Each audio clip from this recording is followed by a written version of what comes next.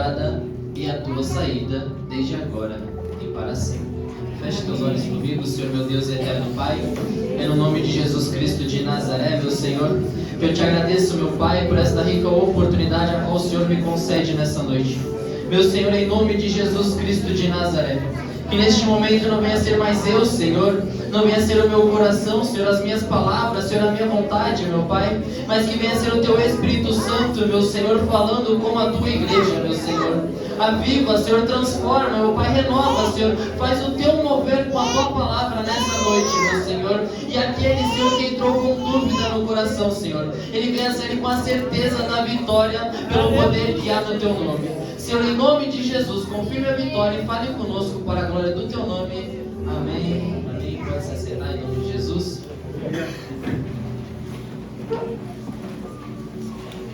Quando lemos os Salmos de número 121, nós vamos entender que por título ele tem Deus é guarda fiel do seu povo. E como subtítulo ele nos traz a menção de Cântico dos Degraus, ou Cânticos de Peregrinações. Esses Cânticos dos Degraus, eles estão compostos do Salmo 120 aos Salmos de número 134. E são cânticos em que o povo de Deus adorava ao Senhor enquanto subia até Jerusalém para as festas anuais que ali havia. A Bíblia vai nos declarar que antes de Davi ser rei, havia as tribos.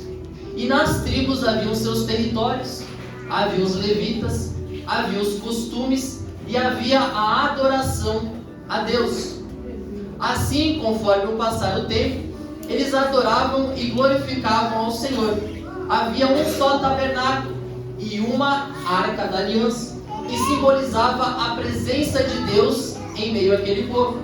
Conforme o tempo passava, o povo adorava e glorificava a Deus. Só que vai chegar um momento em que Davi vai conquistar a Jerusalém, vai virar rei. E quando ele vira rei sobre Jerusalém, ele traz a adoração para Jerusalém só. Jerusalém então se transforma em um centro espiritual e político para aquele povo. Sendo assim, as tribos agora não adoravam mais em seus lugares, mas deveriam ir até Jerusalém para adorar e bendizer o nome do Senhor. Passado o reinado de Davi, entra Salomão, seu filho, e ele constitui o templo do Senhor ali. Agora, o povo não só deve, como é obrigado a ir 3 vezes ao ano até Jerusalém para adorar ao Senhor, nas festas da Páscoa, Pentecostes e Festa dos Tabernáculos. E é aí que surge o Cântico dos Degraus. Era o momento em que o povo estava indo para alguma dessas festas adorar e bendizer ao nome do Senhor. E vemos que nos Salmos de número 121, aquele salmista, a qual a Bíblia não nos declara qual seria, uns dizem que é Davi, outros dizem que não, então ficamos nesse meio termo, não sabemos quem é, mas sabemos que é uma palavra para os nossos corações hoje em dia. Eles estão indo a uma destas festas, e quando eles estão a este caminho, o salmista ele para, e ele faz uma reflexão a como nos toca até hoje em dia, porque no meio de sua caminhada ele para, e ao parar a Bíblia nos declara que ele libera as seguintes palavras: eleva os meus olhos para os montes, e de onde me virá o meu socorro? Veja que o salmista ele faz questão de dizer que ele eleva os olhos aos montes, e depois faz a pergunta: de onde me virá o socorro? Mas por que o salmista já não declara que ele eleva os olhos ao Senhor? O que havia aos montes para que o salmista primeiro visse eles e depois visse que o seu socorro vinha do Senhor? Segundo estudiosos, nos montes haviam deuses, tabernáculos erguidos pelo povo, aqueles a qual eles adoravam.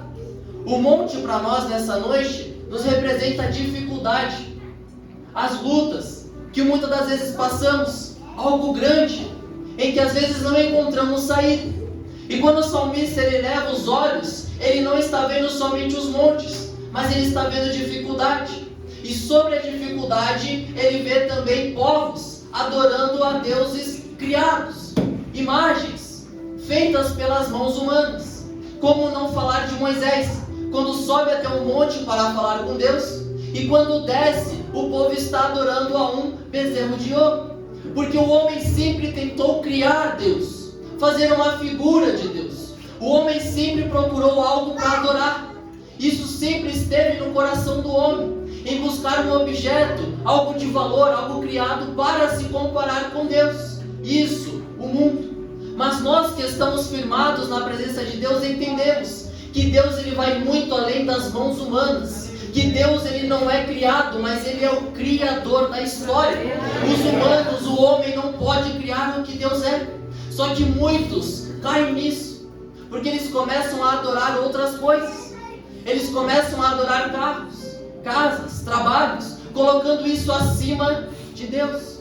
E o salmista, quando ele olha os montes, ele está olhando isso, aquilo que o homem está criando.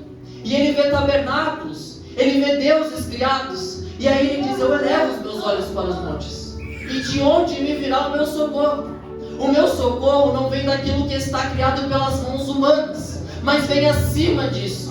Vem acima do monte, vem daquele que criou o monte, aquele que criou os céus e aquele que criou a terra. O teu socorro nessa noite não vem da mão humana, mas ele vem do Criador dos céus e da terra. E ele está aqui presente nessa noite para te abençoar. Se você crê, comece a glorificar o nome dele. Uns confiam em carros, outros confiam em cavalos, mas nós confiamos no Senhor. Uns se encurvam e caem, mas nós permanecemos de pé, porque a nossa confiança está firmada em Deus. E aí a nossa irmã veio ler sobre Jesus naquele barco. E quando ela lê sobre isso, vai nos declarar que Jesus estava na popa, dormindo. E os discípulos veem aquela dificuldade ao ponto de pensar que iriam morrer.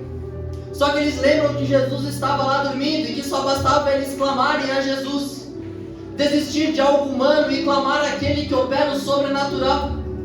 E eles vão até Jesus e falam: Senhor, nós vamos perecer, por favor, levanta-te, faça alguma coisa. Ao ponto que Jesus levanta, acalma o mar, acalma o vento.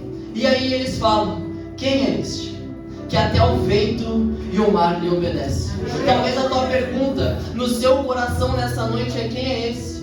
Quem é este que até o vento e o mar lhe obedecem? E eu quero liberar uma palavra de Deus para o seu coração, porque em Gênesis ele é o Criador, ele é Levíticos, ele é um sacrifício vivo. Em Deuteronômio, ele é aquele que te coloca por cabeça e não por cauda. Em Números, ele é a coluna de nuvem, ele é a coluna de fogo e a nuvem de glória.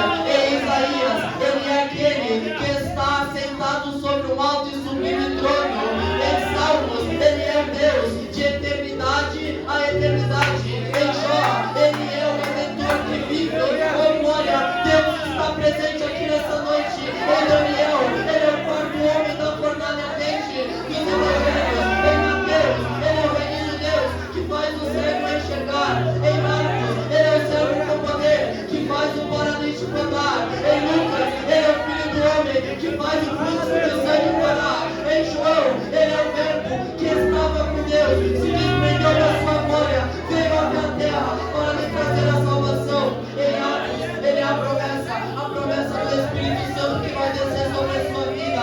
Em Apocalipse, ele é aquele que voltará montado em cima de um cavalo branco, e em sua coxa está escrito: Rei dos Reis, Rei dos Reis, Rei dos Reis e Senhor dos Senhores. Ele é o Alfa, ele é o Ômega, ele é o princípio e ele é o fim, e ele está aqui nessa noite.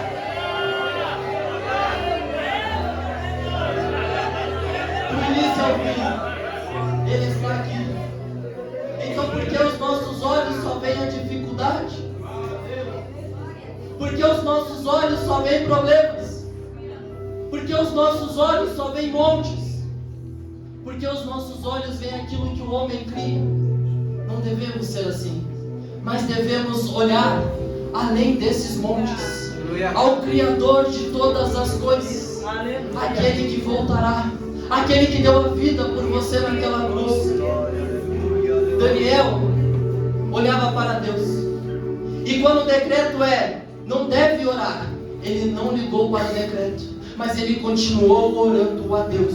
Foi para a cova dos leões, ele não se preocupava, porque os olhos dele estavam voltados não para o monte, mas para cima dos montes. José, quando foi para a prisão, ele não ligou para onde ele estava, porque os seus olhos não estavam nos montes, mas estava acima dos montes. E o que falar de Moisés?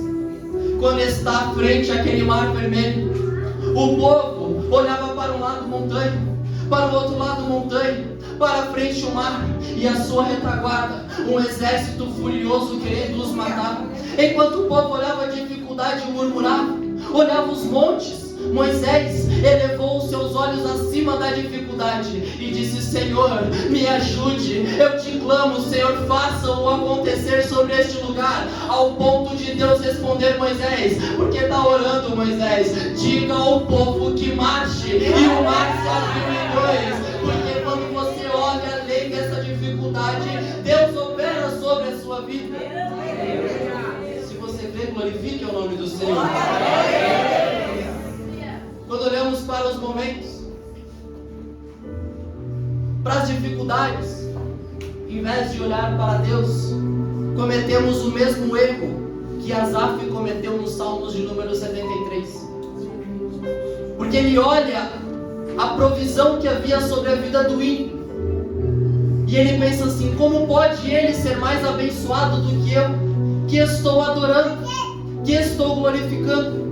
Como pode o ímpio ganhar mais do que eu, que estou na presença do Senhor? Porque muitos pensam que a prosperidade, assim como o pastor nos ensina, é o bem material. E aí eles olham o mundo sendo mais próspero financeiramente, e eles pensam: será que Deus se esqueceu de mim? Muito pelo contrário, a nossa prosperidade vai além do que conquistarmos nessa terra, mas é daquilo que está já preparado para nós, que é a Nova Jerusalém. Então não pense que a sua prosperidade será assim, o físico, o financeiro, mas é além, é o mundo espiritual que Deus te concede nessa noite. Asaf está olhando a prosperidade dos ímpios, ao ponto dele declarar: eu quase escorreguei e caí, eu quase cometi o mesmo erro de ir para o lado dos ímpios. Só que no versículo 17 ele vai declarar: até que eu entrei no teu santuário, até que nós entramos na casa do Senhor e entendemos que vale mais um dia em sua presença do que 1000 lá fora. Vale mais um dia amargo às vezes aqui entrando chorando do que 1000 dias felizes em festas lá fora. Vale mais um dia quebrantado na presença do Senhor do que um dia alegre lá no mundo. A tua alegria é no Senhor, e quando você se alegra, Deus também se alegra. E então a alegria do Senhor se torna a nossa força, e se temos força, conseguimos conquistar aquilo que almejamos. E aí ele vem no versículo de número 3, o salmista, e nos diz assim: não deixará vacilar o teu pé. Quando eu estou orando, quando eu estou acordado, eu estou vigiando a minha vida, eu estou louvando, eu estou glorificando, ao ponto de um salmista nos dizer: não deixará vacilar o teu pé, porque eu estou vigiando a minha vida. Só que há um momento em que todos nós aqui damos uma brecha para o inimigo, e é um momento em que nós descansamos, porque é um momento em que você não ora mais, é um momento em que você não vigia mais, é um momento em que você não louva mais, é um momento em que o seu corpo cansa.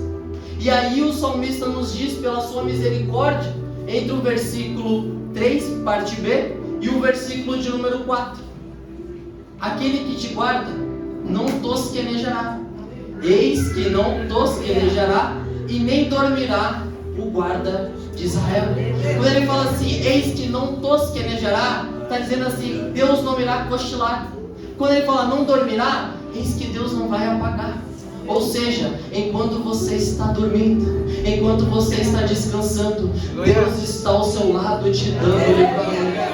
Enquanto você não pode mais orar, Deus está intercedendo pela tua vida. Enquanto você não pode mais clamar, Deus faz questão onde cuidar da sua vida. Quando você deita e dorme, Deus está ao seu lado. O que o inimigo espera é uma oportunidade para ceifar a sua vida. Só que Deus está dizendo: eu não cochilo e eu não durmo. Eu estou com os meus olhos e ouvidos atentos à sua vida nessa noite, porque Ele não cochila e não dorme. E se você quer, glorifique o nome do Senhor.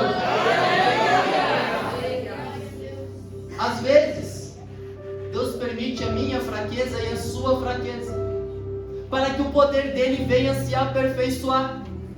E é por isso que o apóstolo Paulo diz: quando eu estou fraco, é então que eu sou forte. A nossa fraqueza é quando não conseguimos mais fazer. E precisa ter o momento da fraqueza. As lutas, como foi dito nessa noite, precisa ter, porque é onde abre espaço para Deus trabalhar. E nós entendermos que não somos nada, mas que somos totalmente dependentes dele. Que se ele não fizer, em vão vigia o sentinela. Se ele não guardar, em vão é a nossa oração. Se ele não abençoar, em vão é o nosso clamor nessa noite. É tudo por ele, é tudo para ele, é tudo ele que faz. E é por isso que há um momento de fraqueza na sua e na minha vida. E talvez é esse momento que você está passando, este momento de fraqueza.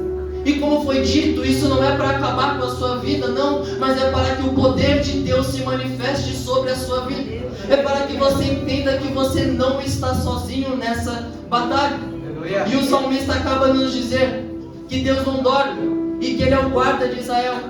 E é justamente por não dormir, por não descansar, que Ele está sempre atento. E Ele pode estar e está sempre presente. E aí vem o versículo de número 5. O Senhor é quem te guarda. O Senhor é a tua sombra, à tua direita. Só existe a sombra para quem anda na luz. E aonde você anda, a sombra está ao seu lado. Quando você está caminhando, a sombra te acompanha. Quando você para, a sombra para. E é por isso que ele diz: o Senhor é quem te guarda. Ele é a tua sombra, à tua direita. Enquanto você caminha, Deus está ao seu lado.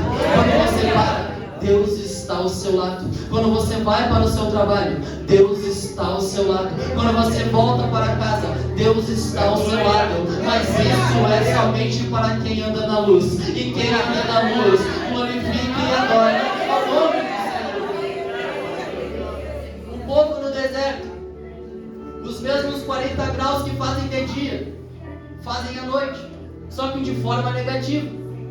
De dia muito quente, de noite muito frio.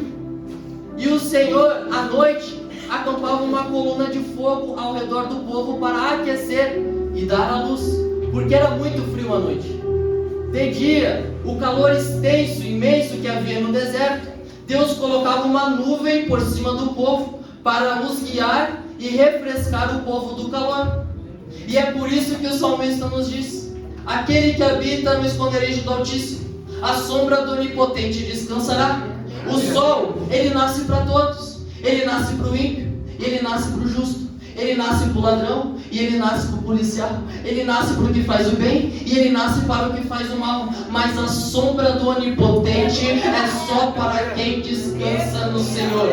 A sombra do Onipotente é só para quem confia no Senhor. Porque muitas das vezes o sol vem e nos queima, assim como diz o versículo de número 8: o sol não te molestará durante o dia, porque o sol quer dizer as dificuldades, as lutas, as provas, mas acima do sol está uma sombra que está te guardando nessa noite, e essa sombra se chama Jesus Cristo de Nazaré. E ele diz: eis que estarei convosco até a consumação dos séculos. Ele está contigo e está com a tua família. Ele está em todos os momentos ao seu lado.